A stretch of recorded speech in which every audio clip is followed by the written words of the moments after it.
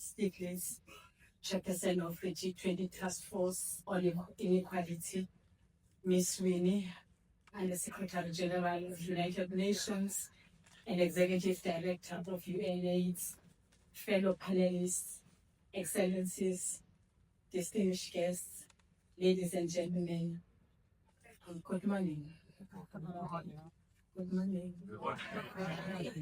Yes, as it has been said, my name is Sindiswe Chikunga, and I have the honor of serving as South Africa's Minister in the Presidency, responsible for women, youth, and persons with disabilities. And I'm deeply honored to join distinguished academics and representatives of civil society organizations who have gathered this morning to enrich this G20 Social Summit side event under the theme Advancing Inclusive Growth, Social Justice, and Human-Centered Development.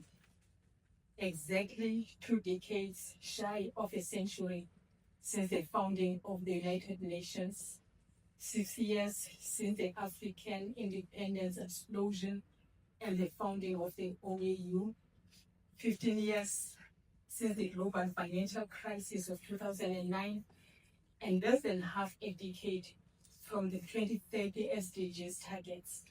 There is a growing consensus that inclusive growth and development can no longer resemble business as usual. As we gather to review, appraise, and take stock of progress in implementation, we do so against the backdrop of a world that remains far from the one envisioned in Beijing in 1995.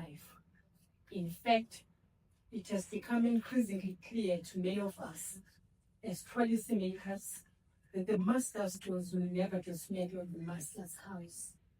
What is required are new tools, new approaches, and new paradigms capable of advancing economic growth that is genuinely inclusive and delivering a socially just experience shared well beyond the privileged few.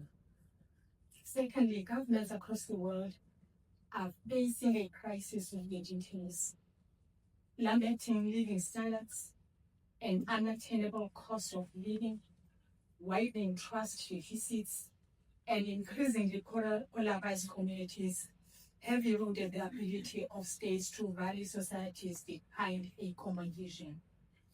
From generative AI and deepfakes to information warfare, geopolitical tensions, and climate-related disasters, all this change has become both constant and inevitable.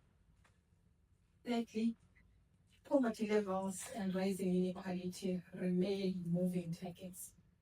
Worsened by a deepening, as the prof was saying, debt dilemma. Today, 3.3 billion people live in countries where, as Professor has said, debt interest payment exceed spending on health or education. Rather than default, some nations are therefore being forced to sacrifice investment in health and education, even in infrastructure built, undermining the well-being of current and future generations. This is the context within which today's panelists are called upon to help us reimagine how we can advance inclusive growth, social justice, and human-centered development in a way that leaves no one behind.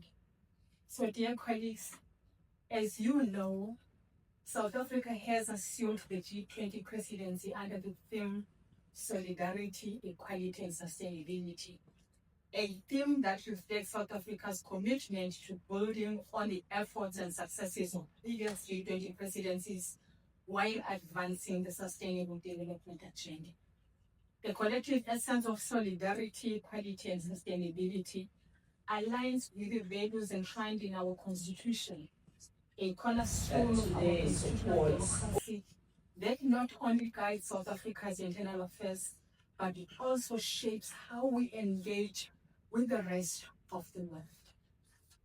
This theme further underscores our commitment to making this a G20 presidency of the African continent, positioning Africa's increasingly catalytic role at the forefront of global well-being. So solidarity underscores our vision for a people-centered, development-oriented, and inclusive future. Equality represents our commitment to a collectively just, equitable, and human future for all. And sustainability reflects our commitment to meeting the needs of the present without compromising the ability of future generations to meet theirs. This theme, solidarity, equality, and sustainability, has also informed 3 high-level deliverables of South Africa's G20 presidency that guide our work. The first is the inclusive economic growth, industrialization, employment, and reduced inequality. The second is food security.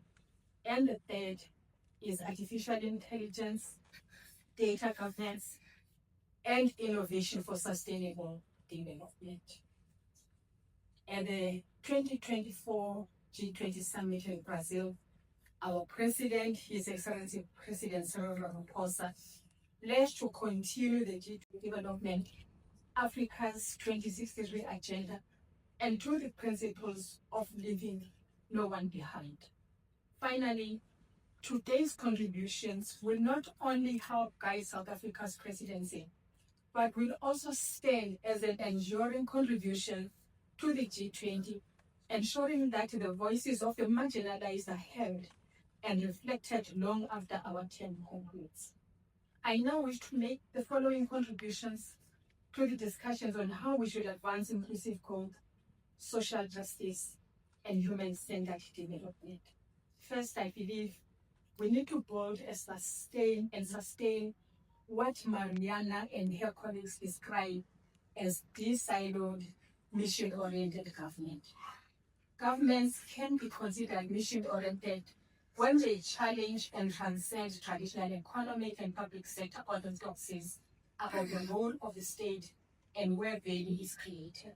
In other words, what is required is a capable state, one that does not retreat into the role of a mere market-fixing intermediary, but actively shapes and directs economic and social outcomes in pursuit of bold, transformative missions.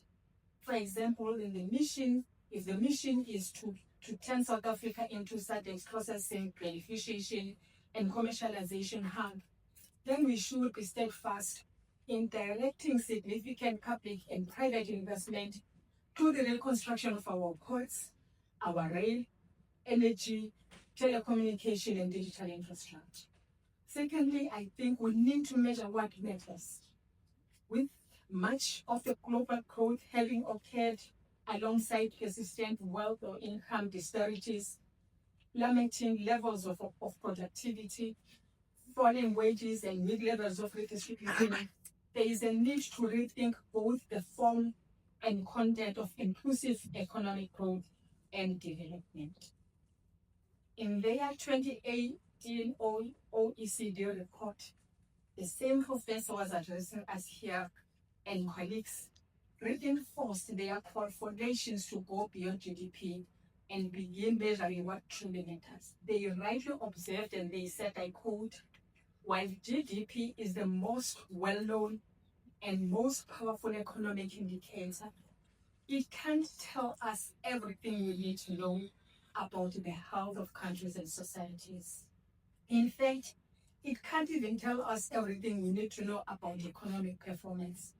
We need to develop dashboards of indicators that reveal who is benefiting from growth, whether that growth is environmentally sustainable, how people feel about their lives, and what factors contribute to an individual's or country's success and growth.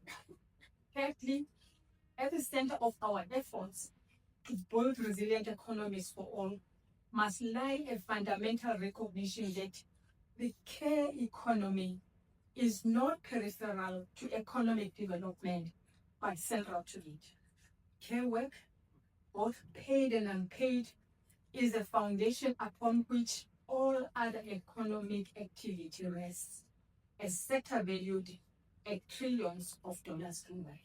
Many of us who are here well dressed, it's because of somebody at home who took care of us. And that somebody is providing the care economy. Financial inclusion, in fact, in our context, we have elevated women's access to land and related productive assets to the center of our medium-term development plan. We have also conceptualized a series of emerging industrialists apprenticeship programs through which participating emerging industrialists, particularly young women, will work alongside experienced industry associations, receiving support from ideation through to product development, financing, market access, and commercialization. Ladies and gentlemen, at this point, allow me to appreciate the support from all volunteers, from panelists, governments, to national, continental, and international institutions. However, a special thank you goes to our open society and the UNDP for the sponsorship and support to ensure that the G20 Social Summit is a success alongside the UNGA80. In the words of Thomas Sankara, allow me to quote him, he said, "Nothing whole, nothing definitive or lasting could be accomplished as long as women are kept in conditions of subjugation, in condition imposed in the course of centuries by various systems of exploitation. You are our mothers, life companions, our comrades in struggle, and because of this fact, you should by right affirm yourselves as equal partners in the joyful victory feast of the revolution. We have come a long way, but the struggle continues. I thank you.